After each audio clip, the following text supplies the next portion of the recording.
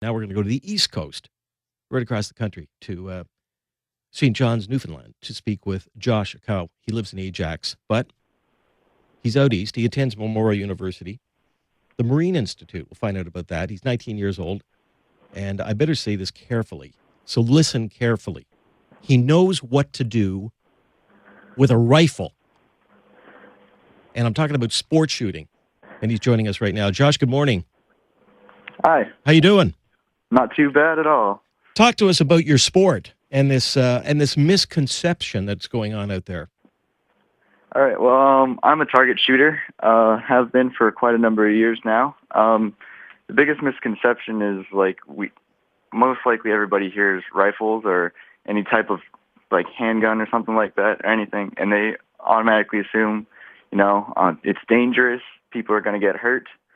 Guns are only made to kill people is the most common misconception that is out there, which may have been the case, when they were first created, But now they're widely used in a number of different sports, not target shooting on its own. Take biathlon, pentathlon, and they've been in the Olympics for quite a number of years. And it's just really hard to kind of come out because every time people think, or hear that you're going to a competition for target shooting, it's kind of funny that one of the most frequent questions I asked after telling them that I target shoot is, do you shoot people? And it's kind of bad just knowing that you don't get much support, or you get a funny look every time you tell people that you do a sport that involves firearms. I would imagine you probably get some strange looks from people when they ask you, are you into sports? Yeah. What kind of sports? Well, for fun, I do this, I do that. And then when they ask you a little bit more seriously, is there one sport that stands out in your life, and you describe what you do, you probably get some really bizarre responses. Oh, yeah. Generally you get the joking around I better not get you angry or anything. But it's kind of awkward sometimes because you get the people that are really against firearms and all that. But if you've met anyone in the shooting community, target shooting community, you will find out that there's no sense of over going nuts or anything like that, going Rambo on someone, or you get those really pumped up people oh yeah, let's go. But no, there's a really big respect for the sport that we do. We're very careful about everything. So you'll find that there are people that are gung ho about it, but it's not in the same way that you'd think. Josh, athletes, hockey players, they got their smelly equipment. Same for some of the football players. Swimmers just walk around with a piece of material. How do you carry? How do you carry this rifle around in public, or do you? Is it hidden in a case? Yeah, it's a big long case, Pelican case. Just nothing too flashy or anything. Most of the time, if I'm traveling or if I bringing it into an airport, most people think it's just a big guitar case. So that's pretty much what it looks like. You ever get pulled over by the cops? Me personally, I haven't, but I've known a few people who have. But generally, it's kind of funny that you'd ask that. Most cops don't know most of the firearms transportation laws, but it's kind of funny in that way because we're very careful about transporting. You keep it locked up in the back in the truck. Half the time, no one will even know that it's in there. The Canadian Air Gun and the Grand Prix in Toronto, how do you do in it? I didn't do too bad. I came first in my class, I believe. It was a little while ago. So, describe what goes on for our listeners in a competition involving sport shooting. Generally, you go pay your match fees, get ready. There's a nice little practice round where you can set up all your equipment on a free position, shoot for a little bit just to get a feel for the range, for the surroundings, the environment, the lighting conditions. And then you go and wait for your relay to start. They'd call prep time, where, again, you go and set up all your equipment on the line. There's generally about 80 positions set up for the Grand Prix.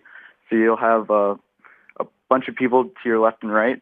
And so you're all just kind of squished in about a 1 meter space. And then you get your practice time. You get 100 an hour and 45 minutes for male shooters to shoot 60 competition shots, in which you have to, line up properly and take aim at a tiny little dot about the size of a ballpoint pen to get a perfect score on one target. And I know if you want to play basketball, you go to a gym, or if you want to play hockey, you go to a rink or something like that. Where do you practice? you'd have to practice at either a rod and gun club or a target range. So there's a few out there still. My brother practices at Ajax Rod and Gun Club, and I used to practice at Scarborough Rifle Club down in just by the Midtown Scarborough Center. And but it's kind of hard for some people because, especially with what happened in Toronto with the handgun ban, they decided to shut down all ranges on public property. Mm-hmm. So it was kind of a little inconvenience there. And I know it's happened to a few other people around the country as well, where their ranges got shut down. Josh Akaw is our guest this morning. He's a member of the Canadian team that's going to be going to the World Universisaide Games in Shenzhen, China next month. How were you picked for that team? It was just kind of like we got word of it. It wasn't really a competition to pick. It was kind of last minute, sort of whoever wanted to go. I know it doesn't sound all too flashy, but it's a really big opportunity. There's going to be competitors from all over the world training from this. So hopefully me and a couple other guys. One of them I would have met if I had the opportunity to go to the Canada Winter Games, but unfortunately that didn't pan out. And I'm also going with another good friend of mine who's just in London, Ontario right now. The World Universisaide Games, one of the biggest international events held on this planet. You sort of wonder why the Canadian, or for that matter, the Ontario governments are not offering any kind of financial support. I'm told, and you correct me here if I'm wrong, that Canadians, guys like you, have to find the money to pay your own way to China. Is that right? That is true. Yeah. Okay, where are you going to get the money from? I mean, this isn't going to cost you $10.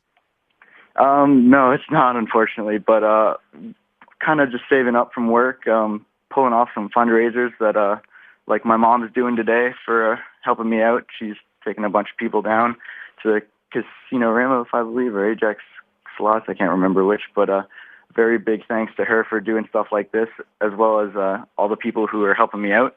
My buddy, who's also raising some money, he's holding car washes to raise some money and funds also. And another big thanks to anyone who's helping out with the fundraisers, like Diana Cabrera, who was my coach, as well as helping fundraising, making baked goods to sell at the fundraisers too. So, Josh, competition in this sport, and we're talking about university sport shooting. What kind of countries do you think are the big threats to Canada in standing in the way of our goal of winning a medal? A lot of the European countries are really big into it. It's a really big sport over there, as well as in South America. China and all the Oriental countries as well. It's really taken seriously, as well as the United States, especially there. They got teams like university teams all in different states that are offering scholarships to Canadian shooters as well, so they could come down and shoot for them, which unfortunately we don't have here in Canada. So you're a kid that you went to Pickering High School. Sorry, I didn't mean to interrupt you. You went to Pickering High School in Ajax, and then you decided to move on to Memorial University out on the Rock. You were in the Marine Institute, right? What is that? It's just a kind of like the college portion attached to Memorial University. So they do more specializing in marine environments, so working on ships and such like that. Well, good luck. We appreciate your time this morning, very much so, in helping us raise awareness of what sports shooting is all about. And as you explain what it's not about. Good luck to you, and good luck to the rest of the Canadian delegation at the World Universisaide Games scheduled for Shenzhen, China next month. And thanks again very much for your time, Josh. Thank you very much.